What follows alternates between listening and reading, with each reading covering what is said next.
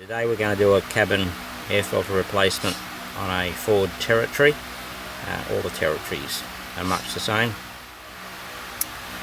Cabin air filter is located behind the glove box, so just open the glove box and just gently pull upwards on either side to release the glove box off of the small hinges on the bottom.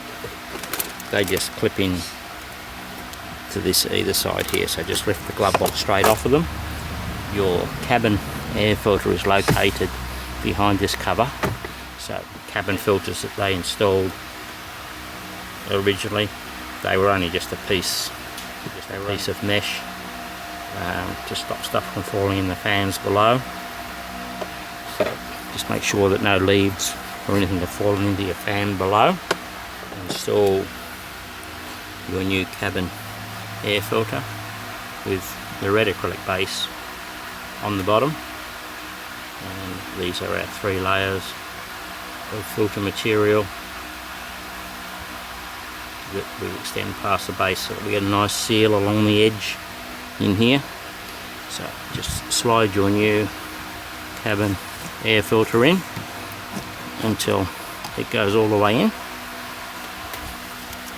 Then install your new cover that we provide for you,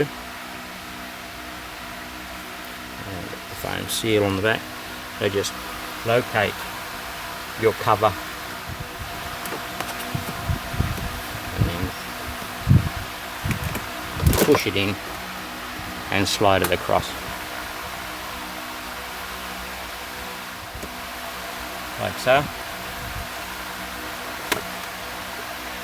And then when it's time to remove it, just slide it across and out like so. It just locates on these little fingers along the bottom. So when you install the top first and push it in at the bottom and then slide it across. Reinstall your glove box in the fully open position, and then just locate your 2 small hinges until they click at the bottom,